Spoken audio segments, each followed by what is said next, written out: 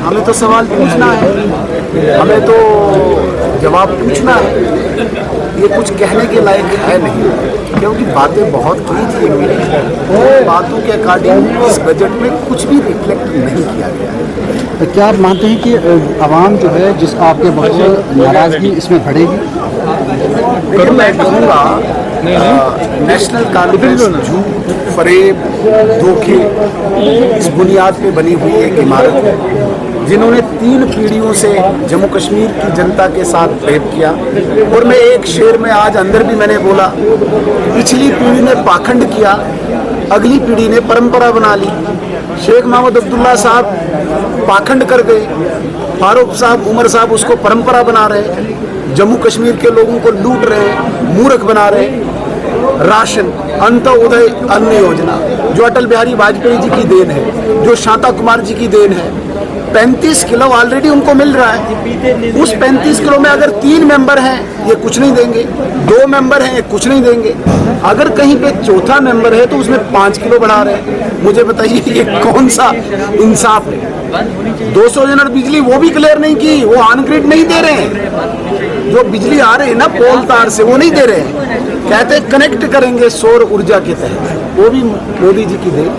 धोखा हुआ है, इसलिए हम पूछ रहे थे। जो से पूछते थे कि हमें कुछ डिटेल्स दीजिए फाइनेंशियल यहाँ की है, तो कोई जवाब नहीं आता था, क्योंकि कोई बाहर बातें नहीं निकलती। पहली बार हमें बात चली, और मैंने इनको आज याद दिलाया अपनी स्पीच में, जब एक फुल फ्लेज स्टेट थी तब 18,000 करोड़ का डेफिसिट था। आज हमारी यूटी है वो भी इतनी बुरे हाल में, तब भी उमर साहब ने इसको सिर्फ 8,000 डेफिसिट किया। तो आप समझ सकते हैं कि हम किस हिसाब से चल रहे हैं। हम कोशिश कर रहे हैं कि जो हमारा डेफिसिट है वो कम हो। हम चाहते हैं कि किसी तरीके से, देखिए ये पहला बजट है, ये चौथा या 5वां बजट नहीं। पहले बजट में जो जो हमसे मुमकिन हो गया है हमने किया। आस्ते आस्ते जैसे टाइम हो रहा है, डेली वेजर की प्रॉब्लम है, कैजुअल्स की प्रॉब्लम है, फिजिकल एजुकेशन वालों की प्रॉब्लम है, 200 यूनिट की जो बात है, या जो 10 किलो हमने किया, एक एक करके सब चीज़ हो जाएगी, लेकिन थोड़ा वक्त। क्या आपने इससे पहले जो 7 साल में बजट पेश हुआ, कभी एलओपी को ये सुनते हुए देखा कि हाँ ये बजट खराब है? उनको तो ये भी नहीं पता थी कि उनको क्या हो रहा है। उनके ही बजट में आज तक ये बेचारे जो डेली वेजर है उनका कुछ फैसला नहीं हुआ, लेकिन आज इनको ये बात करनी है, क्योंकि अब देखिए इनकी प्रॉब्लम है कि ये समझ नहीं सकते कि ये बोले क्या। इनको ये प्रॉब्लम है कि इनको पता है कि इतना ज़बरदस्त बजट आया तो हम इस पर बोले क्या, इसीलिए अभी सेंट्रल स्पॉन्सर्ड स्कीम, तो सेंट्रल स्पॉन्सर्ड स्कीम क्या अमेरिका से आती है? वो भी तो इस मुल्क की हिस्सा है। जब हम यहाँ से टैक्स देते हैं दिल्ली को, तो वहीं से तो वापस आता है। तो ये एक ऑनगोइंग सर्कल है। अब इसलिए अपोजिशन का, जिस तरह मैंने कहा, उनका प्रॉब्लम है कि वो इस वक्त जो समझ नहीं रहे हैं उनको और क्या बोलना चाहिए। 200 यूनिट फ्री देना कोई बहुत बड़ी बात है। स्पॉन्सर्ड स्कीम भी तो हमारी गवर्नमेंट ने ही इम्प्लीमेंट करनी है, तो अगर सेंट्रल स्पॉन्सर्ड स्कीम जो गिनी गई हैं तो वो भी गलत नहीं, लेकर नहीं, यहाँ की स्कीम्स जो यहाँ की गवर्नमेंट ने की हैं वो भी बहुत सारी है। इस तरह लेडीज़ के लिए फेयर फ्री कर दिया है गवर्नमेंट गाड़ियों में, वो तो यहाँ की सरकार ने किया है। बिजली 200 यूनिट जो गरीब लोग हैं उनको फ्री दी है।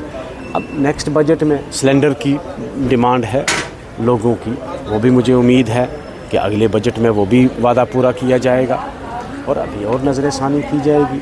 बहुत सारी चीज़ें जो हैं वो बजट के बगैर भी गवर्नमेंट करने का इख्तियार रखती है। जब जाहिर सी बात है, जब मुल्क की आमदनी, अपनी रियासत जम्मू कश्मीर की आमदनी जब बढ़ेगी तो और बहुत सारी वेलफेयर स्कीमें और भी शुरू की जाएंगी। ये उनको पता होगा जिन्होंने कहा है, आप उन्हीं से पूछें। मुझे तो नहीं लगता है कि कुछ है ऐसा।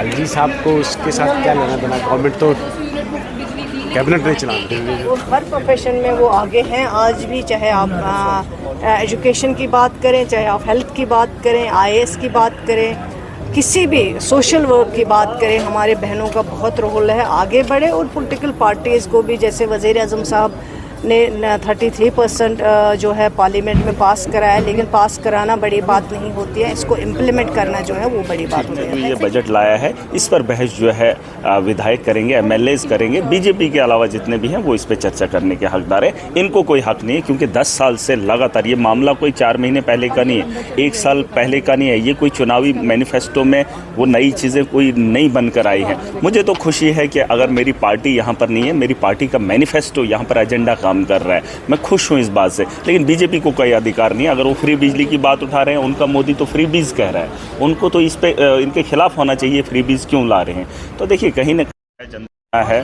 तो हक है पूछने का, जो है आज डिस्कस करेंगे। अरे सर, बिलावर के अंदर जो है 3 नौजवान जो है पिछले 3 दिन, हाँ ये बीजेपी के लोग सवाल उठाए।